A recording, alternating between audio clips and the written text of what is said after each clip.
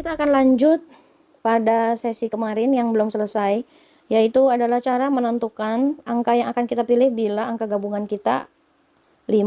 Jadi 5 ini sekali lagi adalah angka joker.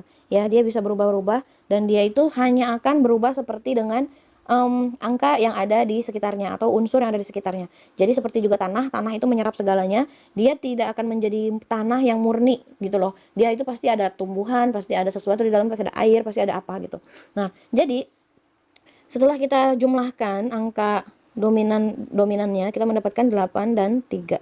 Jadi 8 itu di bagian yang laki-laki dan 3 di bagian yang perempuan. 8 sama 3 banyakan mana teman-teman? Pinter, banyakan 8. Maka yang harus kita pakai adalah yang angka 8. Maksud tadi pakai itu gimana? Maksud tadi pakai itu adalah kita pakai yang bagian cowok, bukan kita pakai yang nomor 8 ini. Kenapa saya katakan kita bukan memakai yang nomor 8 ini? Karena kalau misalkan ini 5, ini 2, terus kamu pilih 5 lagi, kan bolak-balik belek kan nggak ketemu-ketemu, betul nggak? Jadi yang kita pakai itu adalah angka yang dominan, yaitu laki-laki, dan jadinya kita merujuk tetap ke 2 karena 2 sama dengan angka 5 untuk pria. Oke, jadi ini yang menjadi patokan, yaitu arah terbaiknya tenggara, kemudian arah kesehatannya di barat untuk bersama-sama maksudnya ya. Kemudian arah hubungan baiknya itu adalah barat laut. Jadi kalau misalkan kalian ngatur ranjang, coba kalian aturnya itu ranjangnya itu sama-sama di menghadap barat laut atau kepalanya berada di barat laut. Itu all is well ya. Oke-oke aja.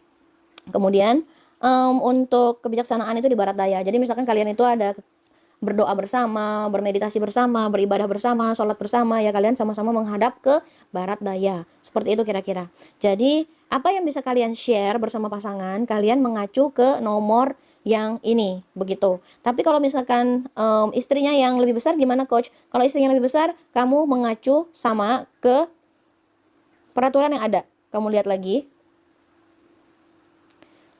5 pada wanita sama dengan detail nomor 8. Jadi kamu balik lagi ke nomor 8. Dan kamu lihat di sana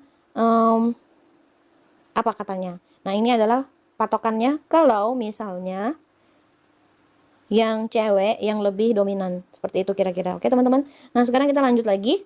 Sekarang kalian udah tahu dong mana yang dipakai kalau misalnya angkanya itu 5. Deal? Nah, kita sekarang move on ke 9 cara membaca keberuntungan. Nah, teman-teman, di sini ada nomor saya dan suami saya supaya kalian mudah mendapatkan bayangan karena di kelas ini juga banyak yang udah pernah ketemu kami dan mereka juga pasti bisa relate dengan apa yang akan saya jelaskan. Ini adalah tanggal lahir saya. Oke? Kemudian ini adalah tanggal lahir suami saya. Aduh, ini nggak bisa disejajarin apa? Nggak, kita sejajarin aja yuk. Oke. Ih, ini tanggal lahir saya. Kemudian ini tanggal lahir suami saya yang ganteng dan tidak sombong. Kemudian saya break ke dalam 4 nomor. Ini adalah nomor saya. Dan nomor suami saya adalah, coba kita pakai warna biru ya, biar opanya kelihatan Korea gitu. Kita break, 1 tambah 2, 3, 5, 1, 9. Nah, angka atas dan angka bawah ini kita jumlahin sehingga mendapatkan angka 2, 6, 2, 7. Dan angka 2627-nya ini kita taruh di sini. Seperti biasa. Sekarang kita, nggak boleh hapus. Oke, yang nggak penting akan saya hapus. Binatangnya hilang. Iya, Jovan.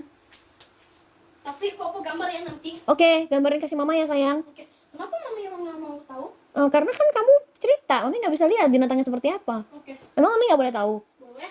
Makan dulu ya kamu. Oke. Sorry ya teman-teman, waktunya Jovan makan malam. Dan dia excited karena dia ketemu binatang aneh di tempat bermain. Terus dia kasih lihat saya. Dia mau menggambarkannya untuk saya. Oke. Sekarang kita membahas 9 cara menghitung keberuntungan. Menghitung. Malas sekali saya nulis sampai selesai, jadi ribet ya. Nah, teman-teman, apa yang dimaksud dengan keberuntungan? Yang dimaksud dengan keberuntungan di sini itu bukan semata-mata uang, tapi bersangkutan dengan 4 pilar yang saya sebutkan dari awal, yaitu adalah kebijaksanaan, uang atau harta, terus kesehatan atau kesejahteraan, atau bisa juga mewakili follower 9 bisnis atau kesuksesan. Jadi pertama itu kesuksesan, kesejahteraan atau kesehatan. Kemudian ini adalah uang ya. Jadi tak ada uang abang, tak ada uang abang ditendang gitu, bener ya. Jadi ini adalah yang mewakili keberlangsungan hidup kita, yaitu kalau ada uang segalanya bisa lebih mudah. Terus 4 adalah kebijaksanaan. Nah, saya cuma bilang kalau ada uang hidup kita akan lebih mudah. Tapi sebelum mendapatkan uang, step by stepnya itu jangan lupa gitu. Ada usaha. Nah, inilah yang akan kita bahas. Usaha apa sih yang bisa kita lakukan untuk mendapatkan keberuntungan itu? Oke? Jadi mungkin di sini ada teman-teman yang udah sesuai profesinya, udah sesuai semuanya kesejahteraan, udah sesuai semua arahnya segala macam sudah diatur sedemikian rupa, tapi kayaknya tuh masih belum sukses. Nah, coba kamu cek lagi, apakah kamu masih ada miss. Jadi ini bisa dibilang ya, ini bisa dibilang adalah tugas bersama teman-teman. Ini adalah tugas bersama. Jadi kenapa kita bisa bersama-sama dengan dia? Karena kita itu memiliki tugas bersama-sama.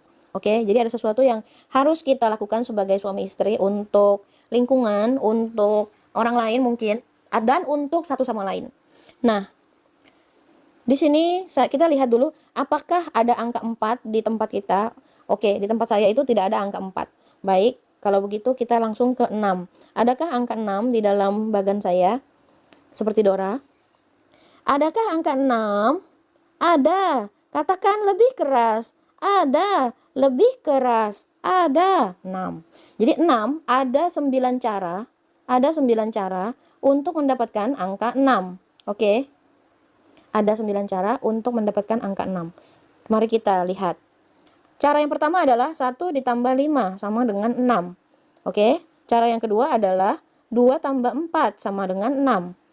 Cara yang ketiga adalah 3 tambah 3 sama dengan 6. Cara yang keempat adalah 4 tambah 2 sama dengan 6. Cara yang kelima adalah 5 tambah 1 sama dengan 6. Cara yang keenam adalah 6 tambah 9 sama dengan 6. Cara yang ketujuh adalah 7 tambah 8 sama dengan 6. Kemudian cara yang kedelapan adalah 8 tambah 7 sama dengan 6. Cara yang kesembilan adalah 9 tambah 6 sama dengan 6. Nah, yang mana yang merupakan angka yang membangun 6-nya saya dan suami? Oke, 6-nya ini datang dari mana? Nah, ternyata 6-nya saya itu adalah berasal dari, ganti warna lagi, 1 tambah 5 sama dengan 6.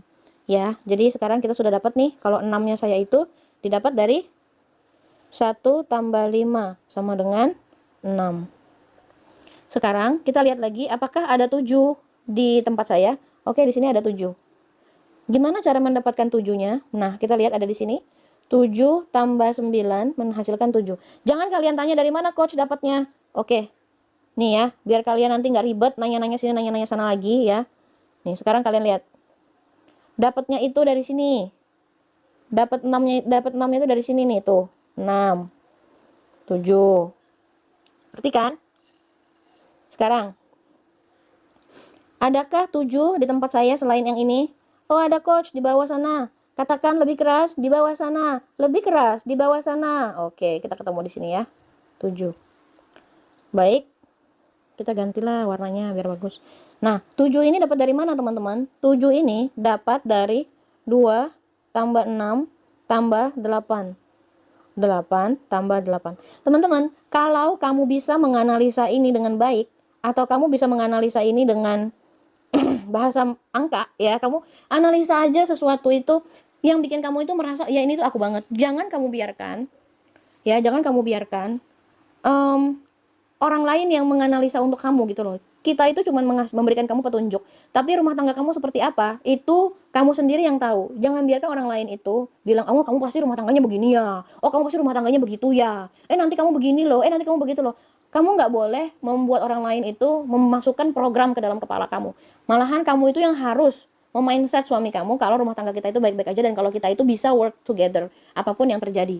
Terserah orang lain mau ngomong apa, yang penting kita berdua yang solid. Itu adalah yang saya dan suami saya itu lakukan.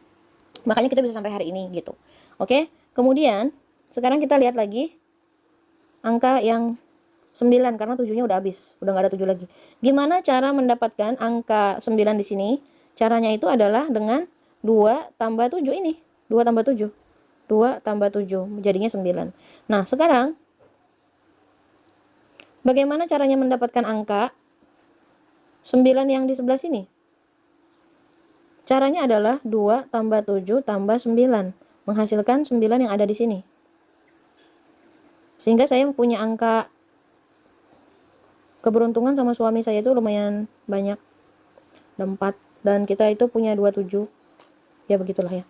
Nah, apa yang sedang ingin disampaikan oleh alam semesta kepada saya? Apa yang sedang mereka coba untuk sampaikan kepada saya? Nah, teman-teman, kan udah kemarin kita bahas tuh kan. 1 itu melambangkan apa, 2 itu melambangkan apa. Nah, sekarang kita coba lihat.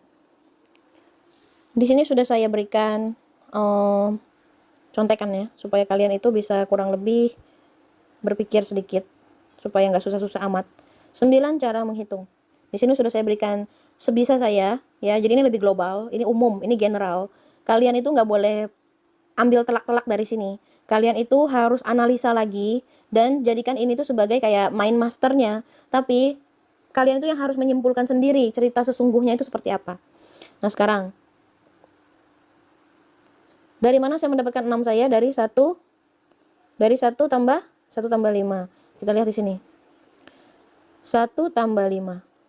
Pertahankan prinsip yang sudah Anda yakini. Jadi, 1 itu adalah angka yang mandiri dan 5 itu adalah angka prinsip ya. Jadi angka prinsip, angka ibu kayak gitu. Nah, di sini dijelaskan kalau 1 itu bisa juga sebagai kita karena kita sudah jadi satu pasangan ya. Dan 5 itu adalah orang tua atau ibu kita.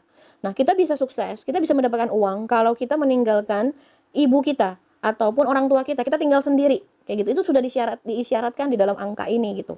Kita bisa sukses kalau kita itu mempertahankan prinsip kita sendiri, terus udah gitu kita itu punya cara kita sendiri, kita pakai cara kita sendiri, kita nggak kepo urusin orang lain, pokoknya kita harus pakai prinsip kita sendiri. 1 dan 5 ini menjelaskan tentang itu ya. 1 sama 5 ini yang membuat kami akhirnya memiliki uang seperti itu. Ngerti ya kira-kira di sini ya. Oke, terus kita lanjut ke nomor 7 yang ini ya. 7 tambah 9. Nah, kita sekarang cari di sini. Fokuslah, jadi di sini ada nih, fokuslah dengan bagaimana menyejahterakan orang-orang yang mempercayaimu. Ini adalah tugas kami berdua. Fokuslah dengan bagaimana menyejahterakan orang-orang yang mempercayaimu. Sehingga ini kami jadikan sebagai patokan pada saat kami menjadi bos. Itu kami selalu menyejahterakan karyawan kami selalu menyejahterakan orang tua kami selalu membuat semua orang yang terlibat dengan kami itu happy duluan gitu loh. Kami berusaha banget supaya bisa membahagiakan semua orang sesuai dengan kemampuan kami tentunya gitu kan. Nah, inilah yang membuat saya dan suami saya itu sampai hari ini itu bisa sampai di sinilah gitu, bisa berbagi manfaat untuk banyak orang. Terus udah gitu bisa terus-terusan membuka bisnis ini, terus-terusan kayak gitu. Itu karena kita itu peduli dengan kode yang sudah ada. Oke, kita harus mensejahterakan orang lain terlebih dahulu sebelum kita menikmati hasil dari kerja keras kita gitu. Jadi sebelum pada saat misalkan nih dia masih kerja sama orang, dia masih jadi karyawan, dia terima gaji itu 1 juta. Nah, kita pakai 10% dari gajinya ya palingnya cuma 100.000 untuk berdana, untuk menyejahterakan orang lain, untuk traktir orang yang berjasa bagi kita itu, untuk makan, untuk beliin sesuatu buat dia. Kita bilang terima kasih dengan tulus. Dan pada saat itu mungkin manajernya, mungkin pada saat itu gurunya yang ngajarin dia bahasa, orang yang ngajarin dia kerja, caranya gimana supaya bisa lebih bisa lebih profesional seperti itu. Jadi kita itu harus menyayangi orang ataupun mensejahterakan orang yang sudah menyayangi kita seperti itu. Itu adalah kunci dari 7 dan 9. Kemudian setelah itu coba kita lihat di sini ada 9, saya dan Pak Bos punya 9. 9 itu dapat dari mana? 9 ini dapat dari 2 tambah 7. Oke, sekarang kita lihat 2 tambah 7 itu apa? Buka dirimu, luaskan pergaulan, selalu berbuat baik kepada mereka yang telah percaya padamu. Bisnismu bergantung pada orang-orang itu. Bayangkan teman-teman, angka itu mengatur sampai segitunya. Kalian yang di Saga sekarang lagi dengerin saya, kalian pasti merinding banget gak? Merinding banget dong, kalian itu ngerti kan? Dan kalian sudah ada di dalam lingkaran Saga, kalian ngerti gimana cara kami itu selalu meluaskan pergaulan, selalu berbuat baik kepada kalian yang sudah percaya kepada kami. Terus sampai kita jalan-jalan kemana-mana bareng, kita kemana-mana selalu happy-happy, ya kan? Nah, ini adalah misi yang saya dan suami saya itu bawa, teman-teman. Ini adalah mandat dari langit yang benar-benar itu ditugaskan kepada kami supaya kami itu bisa mengayomi orang lain. Pada saat kami melaksanakan apa yang menjadi tugas kami, maka rezeki itu pun terus akan mengikuti, begitu ceritanya. Nah, sekarang 9 yang kedua ya teman-teman ya, 9 yang kedua. 9 yang kedua ini bukan didapat dari 2 tambah 7, ini on juga nih yang nulis siapa sih, ini bikin malu aja. Nah, 9 ini didapat dari 2 tambah 7 tambah 9. Oh, tadi mungkin dia mau tulis tambah 9-nya tapi lupa. Belum lah, dia kan banyak kerjaan. Ya, oke. Jadi 2 tambah 7 tambah 9, teman-teman. Nah, maksudnya itu apa di sini? Di sini itu pertama maksudnya itu udah jelas. Kita itu harus menyejahterakan orang-orang lain yang di dalam jaringan kami. Jadi 2 tambah 7 itu kan jaringan kami. Terus tambah 9. Jadi artinya itu 9 tambah 9. Artinya apa nih 9 tambah 9? Nah, sekarang kita lihat lagi di sini.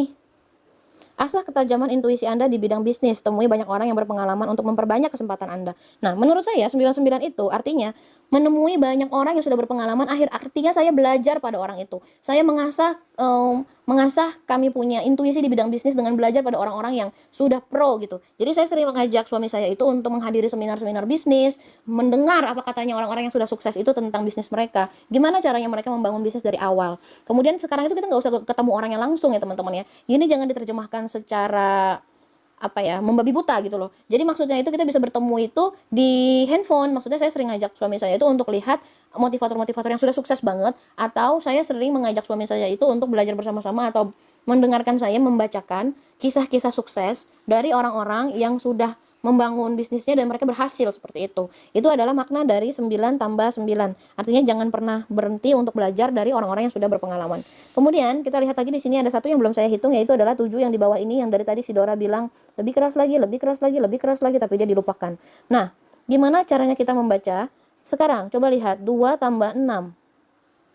2 itu kita dapatkan dari presentasi atau dari bisnis wanita, dari segala sesuatu. Kamu kaitkan sendiri dengan diri kamu ya teman-teman ya. Jangan sampai orang lain yang membacanya untuk kamu. Coba 2 ini apa? 2 ini melambangkan apa coba? 2 ini melambangkan bisnis dengan wanita. 2 ini melambangkan apa coba? 2 ini melambangkan presentasi atau bicara. 2 ini melambangkan kesetiaan. 2 ini melambangkan apa lagi? Melambangkan, ya jangan bilang ular ya. Itu adalah nggak ada hubungannya dengan kita. 2 ini melambangkan follower. Ya, follower. Jadi kalau kaitannya dengan bisnis kami itu apa? Nah, dari follower ini kami akan mendapatkan keuntungan atau apa namanya tuh penghasilan. Nah, tapi dari sini juga ada tanggung jawab. 8 itu adalah makna dari tanggung jawab. Sehingga follower kita dan keuntungan kita itu akan membuat kita jadi memiliki tanggung jawab yang besar. Karena tanggung jawab besar ini ada double, jadi ini adalah tanggung jawab yang sangat-sangat besar untuk mendapatkan 7. Jadi 7 ini adalah hasil dari kita akhirnya bisa diikuti oleh banyak orang. Terus udah gitu cara pikir kita bisa diadaptasi oleh orang banyak. Tapi di balik itu ada 8 dan 8. Artinya tanggung jawab yang sangat besar.